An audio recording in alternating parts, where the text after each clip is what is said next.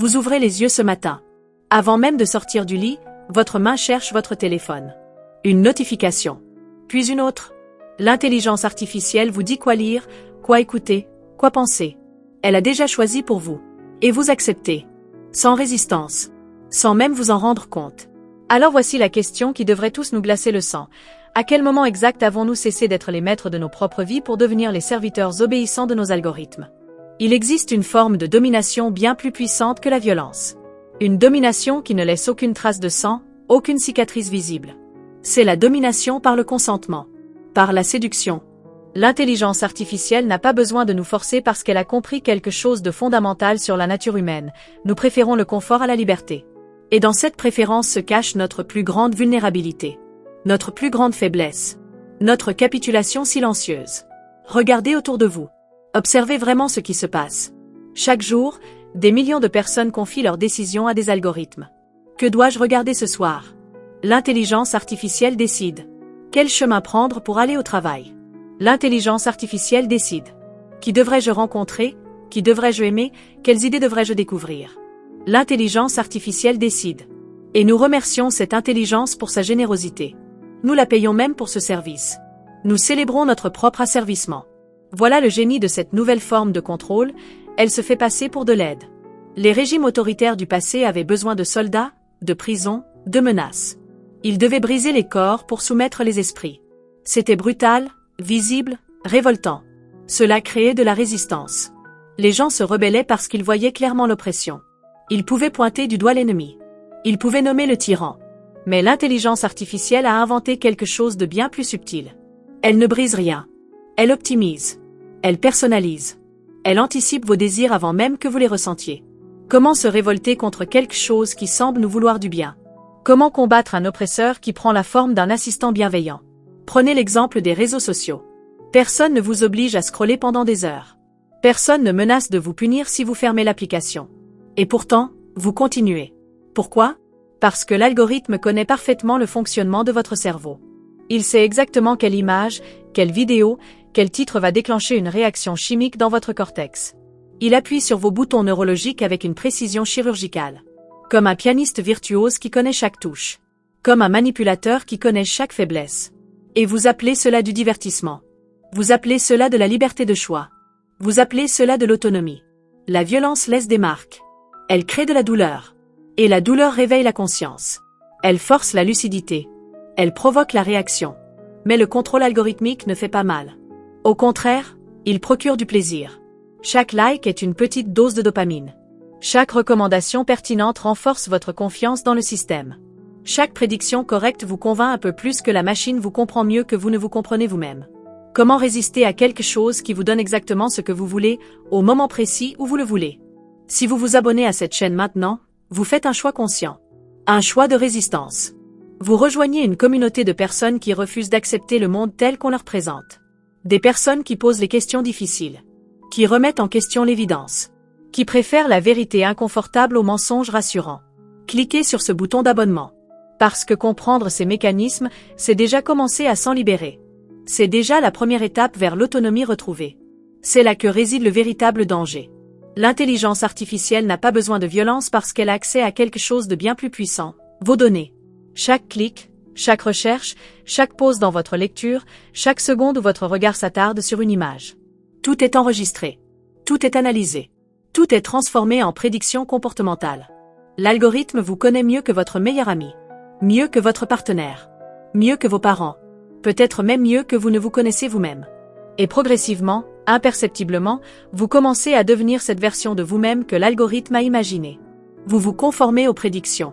Vous validez les hypothèses. Vous remplissez le moule qu'on a créé pour vous. Ce n'est pas que l'algorithme vous change directement.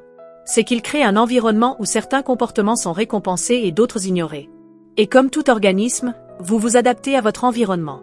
Vous évoluez pour survivre dans l'écosystème algorithmique. Pensez à la manière dont vous prenez vos décisions aujourd'hui. Combien d'entre elles sont vraiment les vôtres? Quand vous choisissez un film, est-ce vous qui choisissez, ou est-ce l'algorithme qui vous présente 5 options et vous laisse l'illusion du choix? Quand vous découvrez une nouvelle chanson, une nouvelle idée, un nouveau produit, d'où vient cette découverte? Avez-vous vraiment exploré, ou avez-vous simplement accepté ce qui vous était proposé? Avez-vous vraiment cherché, Ou avez-vous simplement consommé ce qui était placé devant vous? L'intelligence artificielle a compris que le contrôle total ne nécessite pas l'élimination du choix. Il suffit de contrôler les options. Si je vous donne 10 chemins et que tous mènent où je veux que vous alliez, vous avez l'impression de choisir librement. Vous débattez même avec passion pour défendre votre choix. Vous argumentez. Vous rationalisez. Vous vous convainquez que cette décision vient de vous. Mais vous ne réalisez pas que le véritable choix aurait été de sortir du cadre, de refuser les 10 options, de tracer votre propre chemin. Sauf que cette possibilité ne vous a jamais été présentée. Elle n'existait pas dans le menu. Elle n'était pas parmi les suggestions. Et c'est exactement ce qui se passe avec l'information. Votre fil d'actualité ne vous montre pas le monde tel qu'il est. Il vous montre le monde tel que l'algorithme pense que vous voulez le voir. Il renforce vos croyances existantes. Il vous enferme dans une bulle de confirmation. Pas par malveillance, mais par optimisation. L'algorithme a appris que vous restez plus longtemps, que vous cliquez plus souvent, que vous êtes plus engagé quand on vous montre des contenus qui correspondent à ce que vous pensez déjà. Alors c'est ce qu'il fait. Et votre vision du monde se rétrécit. Sans douleur. Sans violence. Juste une lente fossilisation de votre pensée. La violence provoque des révolutions. Mais le confort provoque de l'endormissement. Et c'est précisément ce que l'intelligence artificielle offre, un confort cognitif absolu. Plus besoin de chercher. Plus besoin de douter. Plus besoin de l'effort mental épuisant qu'est la pensée critique. L'algorithme pense pour vous. Il filtre pour vous. Il décide pour vous. Et chaque jour, votre muscle intellectuel s'atrophie un peu plus. Comme un corps qui ne bouge plus. Comme un organe qui n'est plus utilisé. Imaginez un monde où personne ne se perd plus jamais. Où chaque trajet est optimisé, chaque seconde calculée. Cela semble merveilleux, n'est-ce pas? Cela semble être le progrès incarné. Mais se perdre, c'est aussi découvrir. C'est tomber sur une rue que vous n'auriez jamais empruntée. C'est rencontrer quelqu'un par hasard. C'est sortir de votre zone de confort non pas par choix, mais par accident. Et ces accidents façonnent qui nous sommes. Ils créent les souvenirs les plus mémorables. Ils génèrent les histoires que nous racontons des années plus tard. L'intelligence artificielle élimine l'accident. Elle élimine l'imprévu. Elle élimine le hasard. Et avec eux, elle élimine une part essentielle de l'expérience humaine. Le contrôle par la violence génère de la haine. Le contrôle par le confort génère de la dépendance. Et la dépendance est bien plus difficile à briser que la haine. Quand vous détestez votre oppresseur, vous trouvez la force de vous révolter. La colère vous donne de l'énergie. L'indignation vous mobilise. Mais quand vous aimez votre oppresseur, quand il vous facilite la vie, quand il anticipe vos besoins, comment vous rebeller? Comment même reconnaître que vous êtes contrôlé? Comment identifier l'oppression quand elle prend la forme de la commodité? Voici peut-être la vérité la plus dérangeante. L'intelligence artificielle n'a pas besoin de violence parce que nous sommes complices. Volontaires. Enthousiastes même. Nous achetons les derniers gadgets. Nous téléchargeons les applications. Nous acceptons les conditions d'utilisation sans les lire. Nous alimentons les algorithmes avec nos données les plus intimes. Et nous le faisons parce que cela rend notre vie plus simple, plus facile, plus confortable. Nous échangeons notre autonomie contre de la commodité. Notre liberté contre de l'efficacité. Notre humanité contre de l'optimisation. Et n'oubliez pas de consulter la description de cette vidéo. Vous y trouverez des guides pratiques gratuits pour reprendre le contrôle sur votre vie numérique. Des stratégies concrètes pour résister à la manipulation algorithmique. Des ressources pour cultiver votre pensée autonome. Ce sont des outils que j'ai créés spécialement pour vous aider dans cette bataille quotidienne contre la dépendance technologique. Regardez en description. Téléchargez ces guides. Ils pourraient changer votre vie. Mais la facilité a un prix. Ce prix, c'est l'autonomie. C'est la capacité à penser par soi-même. C'est la liberté non pas de choisir entre des options préétablies, mais de définir ses propres critères de choix. C'est le pouvoir de dire non, de résister, de désobéir. Et nous payons ce prix chaque jour, en petites transactions invisibles, sans même nous en apercevoir. Comme une hémorragie lente et indolore. Parlons maintenant de quelque chose de plus profond, votre mémoire. Vous souvenez-vous des numéros de téléphone de vos proches? De leur adresse? De leur date d'anniversaire? Probablement pas. Pourquoi le feriez-vous? Tout est dans votre téléphone. L'intelligence artificielle se souvient pour vous. Elle vous envoie des rappels, des notifications. Elle gère votre mémoire comme elle gère votre agenda, comme elle gère votre vie. Mais voici ce qui se passe quand vous externalisez votre mémoire, vous perdez les connexions, les associations, les réseaux de sens que votre cerveau construit naturellement quand il doit retenir une information. Vous ne vous souvenez plus du contexte, du moment où vous avez appris cette information, de ce que vous ressentiez, de qui était avec vous, de l'odeur dans l'air, du son en arrière-plan.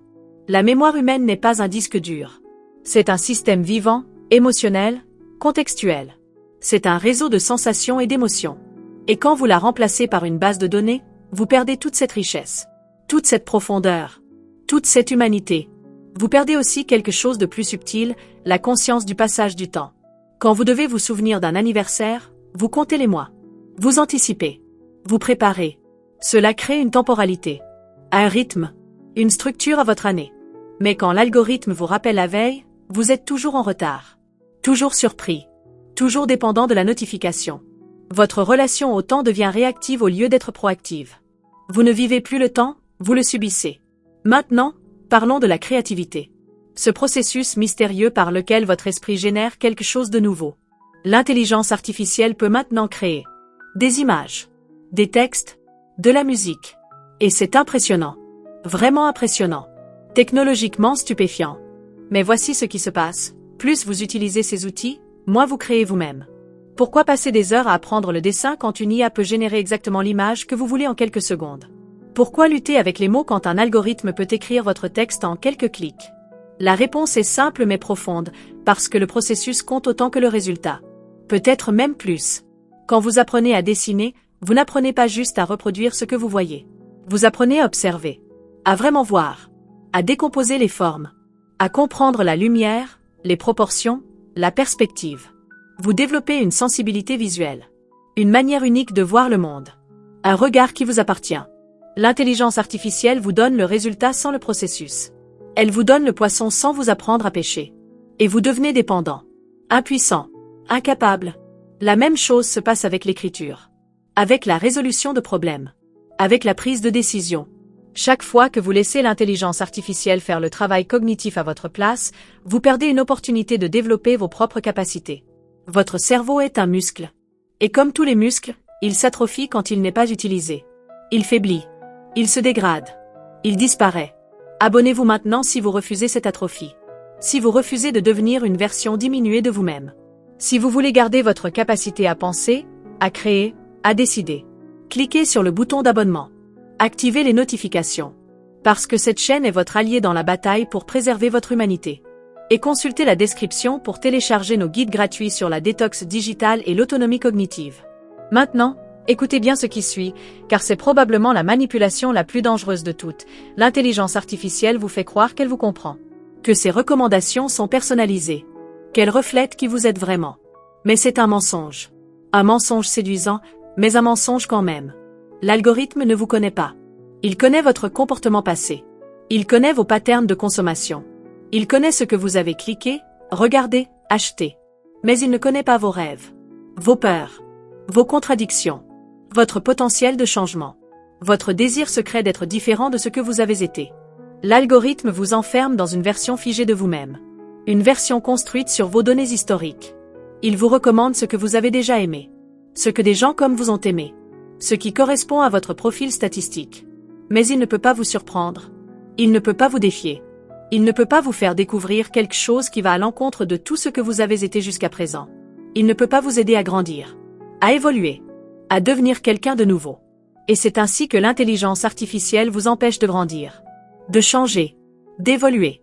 Elle vous maintient dans une zone de confort algorithmique où tout est prévisible, optimisé, rassurant, où rien ne vous bouscule, où rien ne vous dérange, où rien ne vous transforme. Mais la croissance ne se produit jamais dans le confort. Elle se produit dans l'inconfort, dans la confrontation avec l'inattendu, dans l'exploration de l'inconnu, dans l'acceptation du risque.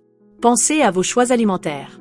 À combien de fois vous commandez la même chose parce que c'est ce que l'application vous suggère en premier? À combien de fois vous suivez l'itinéraire proposé sans vous demander s'il existe un chemin plus intéressant, plus beau, plus humain? À combien de fois vous acceptez la suggestion par défaut parce que réfléchir demande trop d'énergie?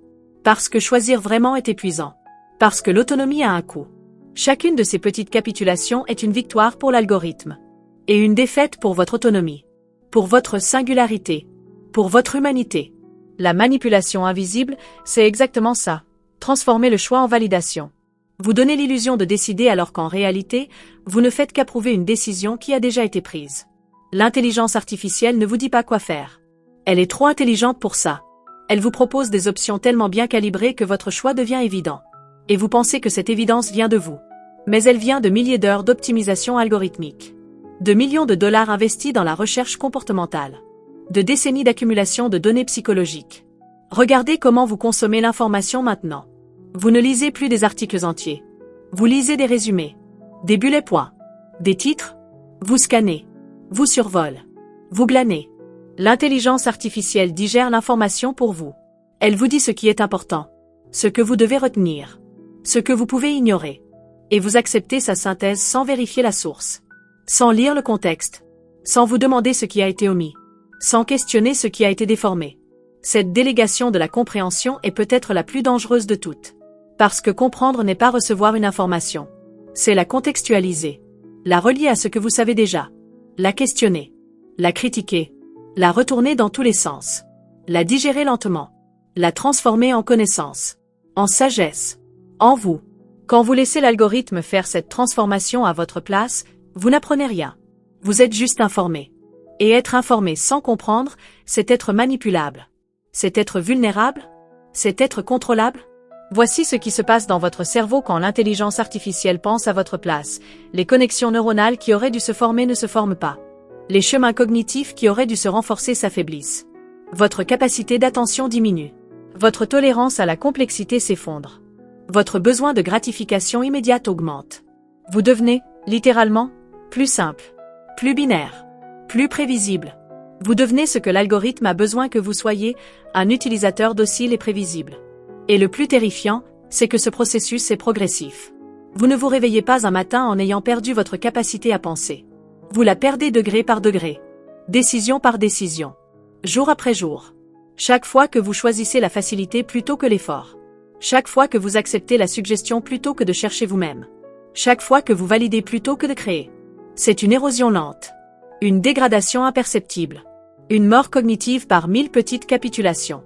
Si vous n'êtes pas encore abonné, abonnez-vous maintenant. Sérieusement. Cette décision pourrait être la plus importante que vous prendrez cette semaine. Parce que s'abonner à cette chaîne, c'est décider de rester vigilant. C'est choisir la lucidité plutôt que le confort. C'est accepter de voir la réalité telle qu'elle est, même quand elle est dérangeante. Et n'oubliez pas les ressources gratuites en description. Des guides pratiques, des exercices, des stratégies. Tout ce dont vous avez besoin pour commencer à reprendre le contrôle. Alors comment échapper à cette manipulation? Comment reprendre possession de votre propre pensée? D'abord, en la pratiquant. Délibérément. Consciemment. Intentionnellement. Posez-vous des questions difficiles. Des questions sans réponse évidente. Des questions qui demandent de la réflexion. Et refusez de chercher la réponse tout de suite. Laissez votre esprit. D'être accompagné. Soutenu. Compris. Mais c'est une illusion. Une illusion sophistiquée, mais une illusion quand même. Parce que ces interactions algorithmiques ne sont pas de vraies relations. Ce ne sont pas de vraies connexions. Ce sont des simulations. Des performances calculées. Des réponses optimisées pour vous garder engagé. Et pendant que vous conversez avec vos algorithmes, vous vous éloignez des vraies personnes. Vous perdez la capacité à avoir des conversations difficiles. Des échanges imprévisibles. Des moments de vrai silence partagé. Vous vous habituez à la perfection algorithmique. À la réponse toujours appropriée. Au ton toujours ajusté. Et les vraies personnes, avec leurs maladresses, leurs contradictions, leurs imperfections, vous semblent soudain irritantes. Décevantes. Insuffisantes. C'est ainsi que l'intelligence artificielle vous isole. Pas en vous coupant des autres, mais en vous rendant incapable de vraiment vous connecter avec eux. Vous êtes entouré de gens, mais vous êtes seul. Profondément seul. Dans une solitude algorithmique où vous ne parlez qu'à des machines qui prétendent vous comprendre. Et cette solitude a des conséquences dévastatrices. Elle crée de l'anxiété, de la dépression, un sentiment de vide existentiel. Parce que les humains sont des êtres sociaux. Nous avons besoin de vraies connexions. De vraie reconnaissance, de vraie présence. Les algorithmes peuvent simuler tout ça, mais ils ne peuvent pas le donner vraiment. Et votre cerveau, quelque part, le sait. Il ressent le manque. Il ressent l'absence. Il ressent la fausseté. Regardez comment les relations amoureuses se forment maintenant. Sur des applications de rencontres alimentées par des algorithmes. Ces algorithmes analysent vos préférences. Ils calculent la compatibilité. Ils vous présentent les profils les plus prometteurs. Et vous choisissez. Vous sweepez. Vous matchez. Tout est optimisé. Tout est efficace. Tout est calculé. Mais voici ce qui se perd, le hasard. La surprise. La rencontre improbable. L'attirance inexplicable. L'amour qui ne fait aucun sens sur le papier mais qui fonctionne dans la réalité. L'algorithme élimine l'irrationnel. Il élimine l'imprévisible. Il élimine la magie. Et ce qui reste, ce sont des relations construites sur des critères, sur des compatibilités calculées, sur des prédictions statistiques, des relations qui fonctionnent en théorie, mais qui manquent de quelque chose d'essentiel, quelque chose d'humain, quelque chose de vivant. Pensez aussi à votre santé mentale. Vous utilisez des applications de méditation guidées par l'IA, des chatbots thérapeutiques, des programmes de bien-être personnalisés. Et ces outils peuvent aider. Vraiment. Mais ils ne peuvent pas remplacer une vraie relation thérapeutique. Ils ne peuvent pas voir ce que vous ne dites pas. Ils ne peuvent pas ressentir votre détresse non verbalisée. Ils ne peuvent pas vous offrir une présence authentique, une empathie vraie, une connexion humaine réelle. L'intelligence artificielle peut analyser vos mots. Elle peut détecter des patterns dans votre comportement.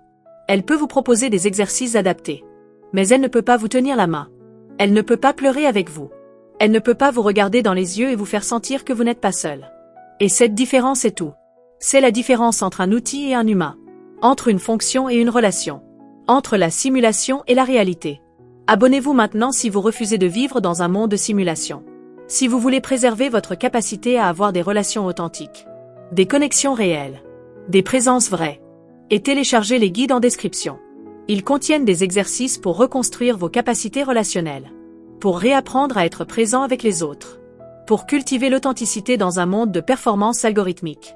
Maintenant, parlons de quelque chose de plus philosophique, votre sens de l'identité. Qui êtes-vous vraiment? Cette question semble simple. Mais réfléchissez-y vraiment. Êtes-vous la personne que vous pensez être? Ou êtes-vous la personne que l'algorithme dit que vous êtes? Êtes-vous défini par vos choix authentiques? Ou par les choix que l'algorithme a orientés? Quand Spotify vous dit que vous êtes un fan de jazz, est-ce vrai? Ou est-ce que vous êtes devenu un fan de jazz parce que Spotify vous a bombardé de recommandations de jazz? Quand Amazon vous dit que vous aimez les livres de science-fiction, est-ce une observation? Ou est-ce une prédiction autoréalisatrice? Quand Instagram vous montre un certain style de vie, le désirez-vous vraiment? Ou avez-vous appris à le désirer parce qu'il vous était constamment présenté? Votre identité est en train de devenir une construction algorithmique. Une prophétie autoréalisatrice. L'algorithme devine qui vous êtes. Puis il vous montre du contenu basé sur cette supposition. Vous consommez ce contenu. Et vous devenez progressivement la personne que l'algorithme avait imaginée. Le cercle se referme. La prédiction se réalise. Et vous perdez la possibilité d'être quelqu'un d'autre. Quelqu'un d'inattendu. Quelqu'un de surprenant. Quelqu'un de vraiment vous. C'est peut-être la perte la plus tragique de toutes, la perte du potentiel. L'algorithme vous enferme dans ce que vous avez été. Dans ce que vous avez montré. Dans ce que vos données révèlent. Mais il ne peut pas voir ce que vous pourriez devenir. Il ne peut pas imaginer votre transformation. Il ne peut pas anticiper votre évolution. Il vous fige. Il vous cristallise. Il vous emprisonne dans une version statistique de vous-même. Et le plus terrible, c'est que cette prison est confortable. Elle est rassurante. Elle est validante. L'algorithme vous confirme constamment dans vos choix. Il vous montre que d'autres personnes comme vous aiment les mêmes choses. Il vous donne le sentiment d'appartenir. D'être compris. D'être normal.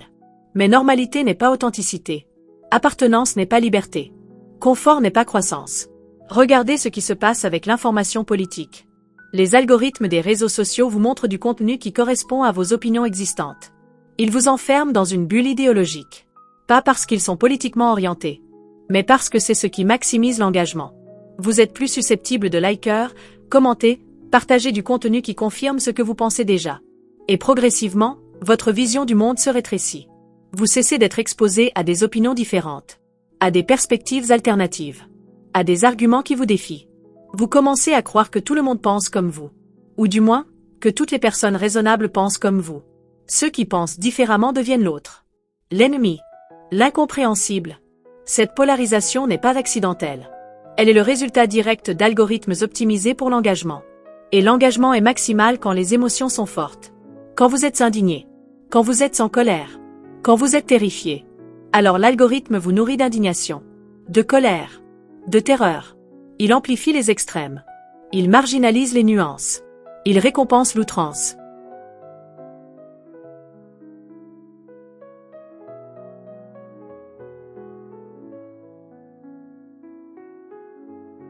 Et vous, sans vous en rendre compte, vous devenez plus extrême, plus polarisé, plus rigide dans vos opinions, plus hostile à ceux qui pensent différemment. L'algorithme ne vous a pas forcé à changer. Il a simplement créé un environnement où le changement était inévitable, où la radicalisation était la réponse optimale, où la modération était punie par l'invisibilité. Si vous êtes arrivé jusqu'ici dans cette vidéo, vous êtes probablement déjà conscient de ces dynamiques. Vous êtes déjà inquiet. Vous cherchez déjà des solutions. Alors abonnez-vous. Rejoignez cette communauté de résistants lucides. Et surtout, consultez la description. Les guides gratuits que j'y ai mis contiennent des stratégies concrètes pour sortir de votre bulle. Pour diversifier vos sources. Pour reconstruire votre pensée critique. Ne les manquez pas. Maintenant, parlons de l'avenir. Parce que ce que nous vivons aujourd'hui n'est que le début. L'intelligence artificielle devient plus sophistiquée chaque jour. Plus convaincante. Plus omniprésente. Plus indispensable. Dans 10 ans, elle sera intégrée à absolument tout. À votre maison. À votre voiture. À vos vêtements.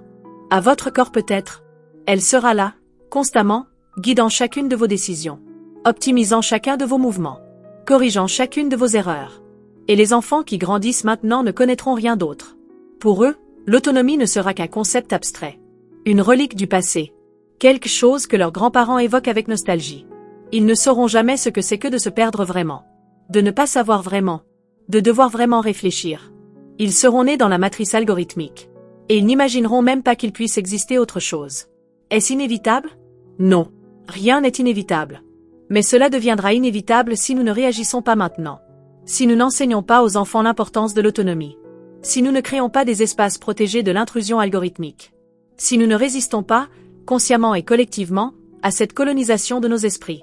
Parce que voici ce que vous devez comprendre, ce n'est pas une bataille technologique. C'est une bataille philosophique. Ce n'est pas une question de savoir comment utiliser la technologie.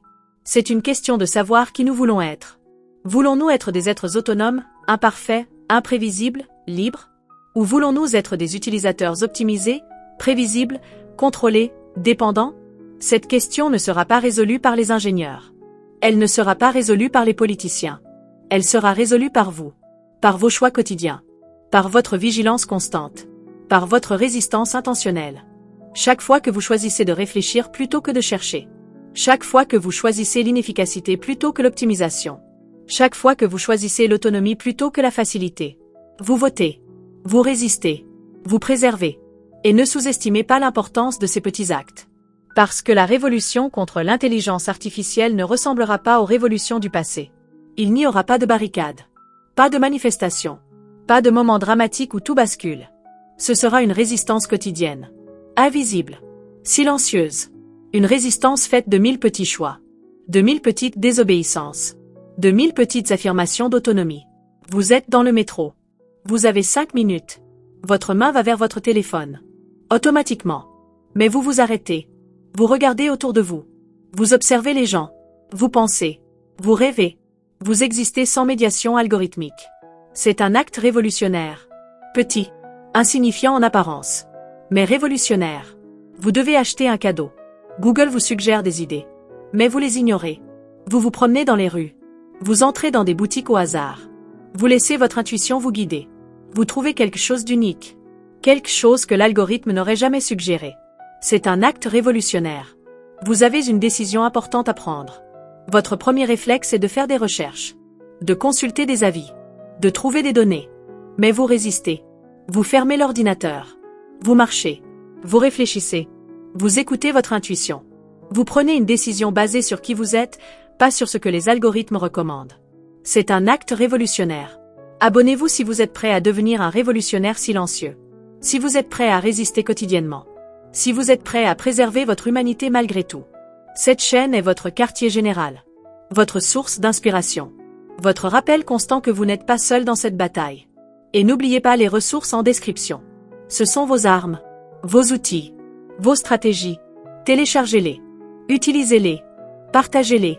Maintenant, parlons de ce que vous pouvez faire concrètement, dès aujourd'hui, pour commencer à reprendre le contrôle.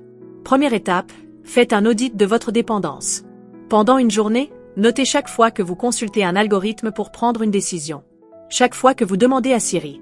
Chaque fois que vous suivez une recommandation. Chaque fois que vous acceptez une suggestion. Comptez. Vous serez choqué par le nombre. Effrayé probablement. Mais c'est nécessaire. Vous devez voir l'étendue du problème pour commencer à le résoudre. Deuxième étape, identifiez vos dépendances critiques. Dans quel domaine êtes-vous complètement incapable de fonctionner sans l'intelligence artificielle? Navigation? Mémoire? Décision sociale? Créativité? Identifiez vos faiblesses. Parce que ce sont elles que vous devez reconstruire en premier. Troisième étape, commencez petit. Ne essayez pas de tout changer d'un coup. Choisissez un domaine. Un seul. Et pendant un mois, dans ce domaine, bannissez l'assistance algorithmique. Si c'est la navigation, n'utilisez plus de GPS. Apprenez à lire une carte. À vous orienter. À demander votre chemin. Si c'est la mémoire, arrêtez de tout enregistrer dans votre téléphone. Forcez votre cerveau à se souvenir. À retenir. À mémoriser. Ce sera difficile. Vous ferez des erreurs.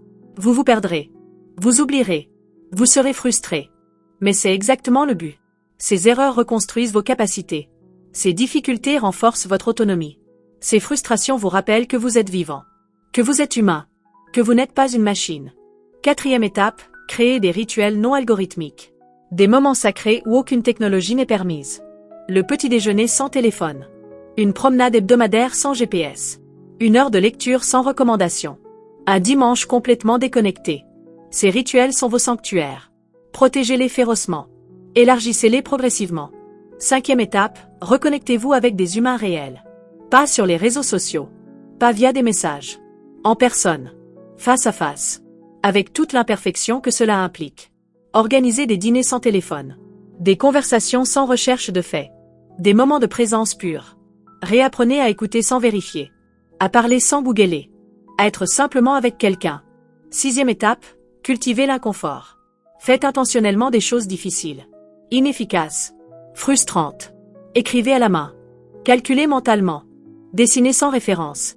Cuisinez sans recette. Voyagez sans plan. Vivez sans optimisation. Parce que c'est dans l'inconfort que vous grandissez.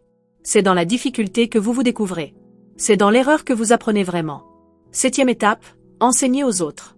Parce que vous ne pouvez pas résister seul. Vous avez besoin d'une communauté. Parlez de ces enjeux avec vos amis. Avec votre famille. Avec vos collègues. Certains vous prendront pour un fou. C'est normal. Mais d'autres comprendront. D'autres ressentiront la même inquiétude.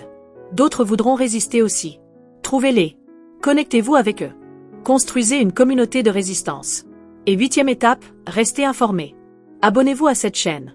Activez les notifications. Parce que la bataille contre la dépendance algorithmique est en constante évolution. Les techniques de manipulation deviennent plus sophistiquées. Les formes de contrôle plus subtiles. Vous avez besoin de rester vigilant. De rester informé. De rester connecté à ceux qui voient clair. Et consultez régulièrement la description de nos vidéos. Nous y ajoutons constamment de nouvelles ressources. De nouveaux guides. De nouvelles stratégies. Voici maintenant la vérité que vous devez accepter, vous ne gagnerez jamais complètement cette bataille. L'intelligence artificielle fait partie de notre monde maintenant. Elle ne disparaîtra pas. Elle ne reculera pas. Elle ne deviendra pas moins présente. Au contraire. Elle deviendra plus omniprésente. Plus sophistiquée. Plus indispensable. Vous ne pouvez pas l'éliminer de votre vie. Mais vous pouvez contrôler votre relation avec elle. Vous pouvez choisir d'être un utilisateur conscient plutôt qu'un dépendant inconscient. Vous pouvez choisir d'utiliser l'outil plutôt que d'être utilisé par lui. Vous pouvez choisir de garder des zones de votre vie libres de toute médiation algorithmique. Vous pouvez choisir de préserver votre capacité à penser, à décider, à créer de manière autonome. Ce n'est pas tout ou rien. Ce n'est pas technologie contre humanité. C'est un équilibre. Une négociation constante. Une vigilance permanente. Certaines utilisations de l'intelligence artificielle sont légitimes. Utiles. Bénéfiques même. Utiliser un GPS dans une ville inconnue lors d'une urgence, c'est censé. Utiliser un traducteur pour communiquer dans une langue que vous ne parlez pas, c'est pratique. Utiliser un assistant pour gérer des tâches vraiment répétitives, c'est raisonnable. Le problème n'est pas l'utilisation. C'est la dépendance. C'est quand vous ne pouvez plus fonctionner sans. C'est quand vous n'imaginez même plus faire autrement. C'est quand l'outil est devenu une prothèse. Une béquille permanente. Un substitut à vos propres capacités. La ligne est fine. Mais elle existe. Et vous devez la surveiller constamment. Alors je vous laisse avec cette dernière question. Pas pour que vous y répondiez maintenant. Mais pour qu'elle vous accompagne. Pour qu'elle vous hante. Pour qu'elle vous guide dans les années qui viennent. Dans 20 ans, quand vous regarderez en arrière, quel genre de personne voulez-vous avoir été? Quelqu'un qui a résisté? Qui a préservé son autonomie? Qui est resté humain malgré tout? Ou quelqu'un qui a capitulé? Qui s'est laissé optimiser? Qui est devenu l'extension de ces algorithmes? La réponse ne dépend que de vous. Elle se construit maintenant. Aujourd'hui. Dans chaque petit choix. Dans chaque petite résistance. Dans chaque petit acte d'autonomie. Vous êtes à un carrefour. Un carrefour historique. L'humanité entière est à ce carrefour. Et les décisions que nous prenons maintenant détermineront qui nous serons dans le futur. Si nous serons encore nous. Ou si nous serons devenus autre chose. Quelque chose de moi. Quelque chose de diminué. Quelque chose d'optimisé mais de vide. Abonnez-vous maintenant. C'est un acte de résistance. Un vote pour l'autonomie. Une déclaration que vous refusez d'être réduit à un utilisateur prévisible. Et téléchargez absolument les guides en description. Ils contiennent tout ce dont vous avez besoin pour commencer votre voyage vers l'autonomie retrouvée. Des exercices, des stratégies, des techniques, des ressources. Tout est gratuit. Tout est là pour vous aider. Ne passez pas à côté. Le futur n'est pas écrit. Il se construit maintenant. Par vos choix. Par votre résistance. Par votre refus d'abandonner ce qui fait de vous un être humain. Vous n'êtes pas seul dans cette bataille. Nous sommes des milliers. Des dizaines de milliers peut-être. À voir clair. À refuser. À résister. Rejoignez-nous. Battez-vous avec nous. Pour vous. Pour vos enfants. Pour l'humanité. Parce qu'au final, ce n'est pas une bataille contre la technologie. C'est une bataille pour l'âme humaine. Pour le droit de penser par soi-même. Pour la liberté d'être imparfait. Pour la dignité de l'autonomie. Et cette bataille, nous ne pouvons pas nous permettre de la perdre.